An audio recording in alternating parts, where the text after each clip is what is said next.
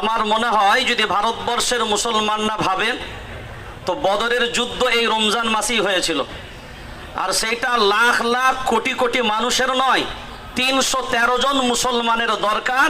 আর 313 জন মুসলমান যদি ভারতবর্ষে সেই রকম দাঁড়িয়ে যায় তো ইনশাআল্লাহ এটুকু মনে রাখবেন, না কোনো পানি আমাদেরকে ডুবাতে পেরেছে, না আগুন আমাদের পোড়াতে পেরেছে। ফিরাউনের দর দেখেছি, বিজয় লাভ করেছি, পরাজয় বরণ করিনি।